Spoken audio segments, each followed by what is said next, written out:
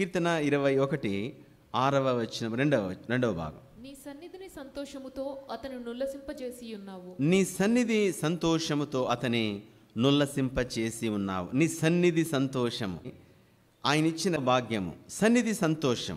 ఏమిటా జీవ మార్గము? కీర్తన 16-11 వచనములో, నీ సన్నిధిని సంపూర్ణ సంతోషము కలదు, నీ కుడి చేతిలో నిత్య సుఖములు గలవు. భక్తి ఎలా తయారు చేశారంటే, సుఖము అనే దానికి వ్యతిరేకంగా, భక్తి అంటేనే నిన్ను నీవు హింసించుకోవాలన్నమాట. అంటే భక్తిని ఎలా చేశారంటే, నువ్వు సంతోషంగా ఉండడం కూడా భక్తి కాదంటారు కొంతమంది.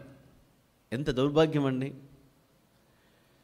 మంచి బట్టలు వేసుకోవడం భక్తి కాదు, మంచిగా ప్రశాంతంగా ఉండడం భక్తి కాదు. ప్రతిదానికి అంటే అలా ఉండద్దు, ఇలా ఉండదు, రకరకాలుగా.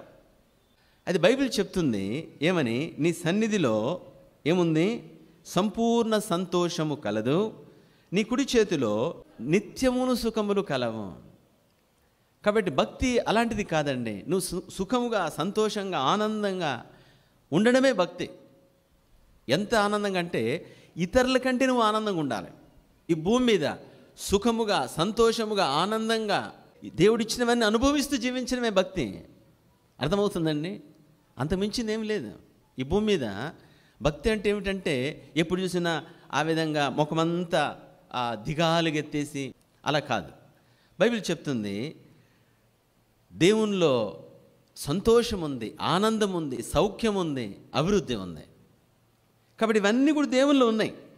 అయితే మరి ఎందుకు పొందుకోవట్లేదు? ఎందుకు అలా ఉంటుందంటే, అవన్నీ పొందుకోవాలంటే నీవు నాకు జీవ మార్గమును నీవు నాకు, అది తెలుసుకోకపోతే ఇదంతా మిజరబులే.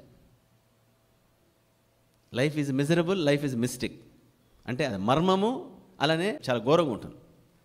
జీవ మార్గం అని తెలుసుకుంటే ఎక్కడున్నా సరే నువ్వు సంతోషంగా ఉంటావు.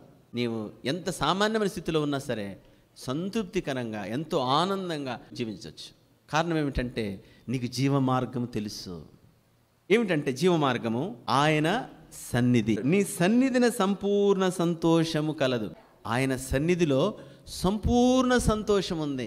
₹1,00,00,000 వచ్చిందన్న, బ్యాగులు వేసుకొచ్చేసాం, బస్తాలు బస్తాలు వస్తున్నాయి అంటే కూడా దానికి మించిన సంతోషము. ఇప్పుడే పెళ్లి చేసుకున్నాను, చక్కని అందమైన భార్యను చేసుకున్నాను అనంటే దానికి కూడా మించిన సంతోషం. చక్కని అందమైన భర్తను నేను కలిగి ఉన్నాను అనే దానికంటే మించిన సంతోషం ఏమిటి? ఆయన సన్నిధిలో ఉంది. ఆయన సన్నిధిలో ఉంది.